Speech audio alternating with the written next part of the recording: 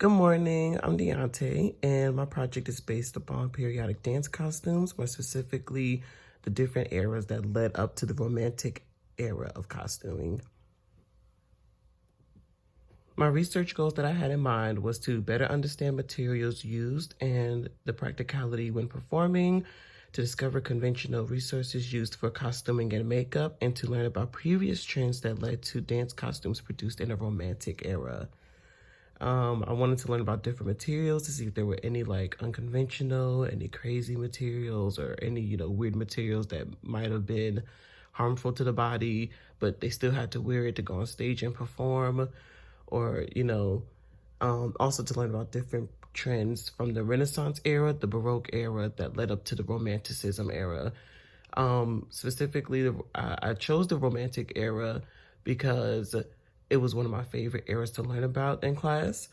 And also because my original, well, this goes into my thesis. So my original idea was to search up Italian ballet costumes back into like the 14th century from its origins. However, upon researching it, I realized that there wasn't a lot of resources and a lot of information dating that far back. So I had to switch it up and find a new topic to discuss.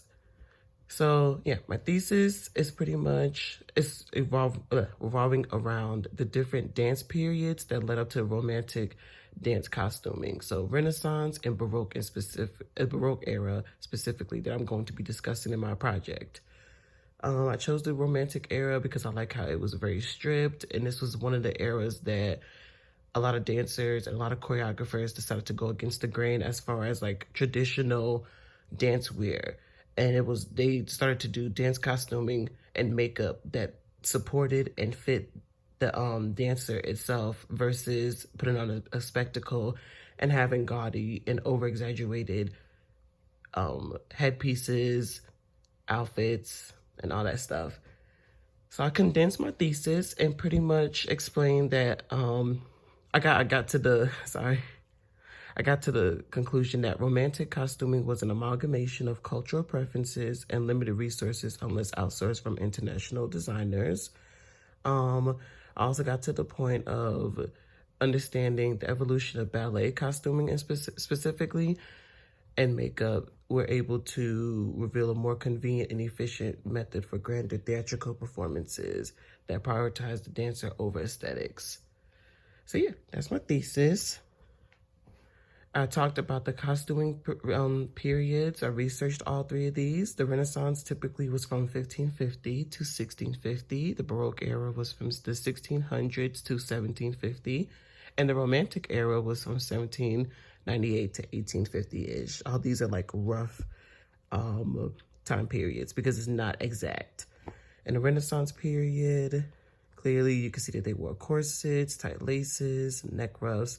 In the Baroque era, they wore heeled shoes, powdered wigs, and hoop skirts. In the Romantic era, that's when Marie Sallé was one of the pioneers in deciding to switch things up, modified her costuming, and just said forget all of the stuff that was brought before. We need to cater to the aesthetic, and we need to cater to the physicality of the dancer itself, him or herself, excuse me. Some influential figures that I decided to research and I found out were Marie Sallé, Jean Baron, Carl Baudin, Domenico de Piacenza, Filippo Taglioni, Marie Taglioni, Guglielmo Ebro, and King Louis XIV.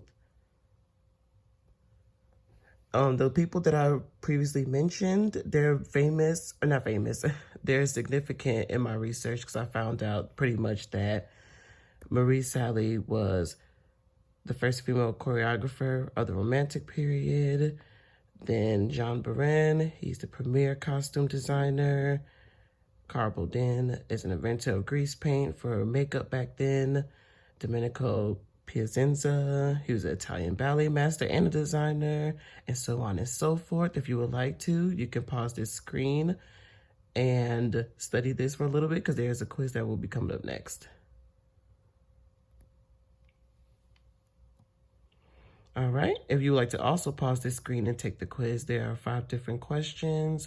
They're pretty easy. They're based off the research that I found that I included in this project. So I'll give you a second to look at this and pause if you would like to. All right, and here are the answers.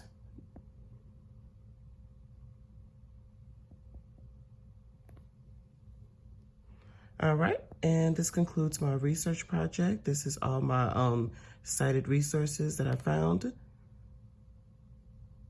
And that is it. Thank you for watching, you guys. I hope you enjoyed.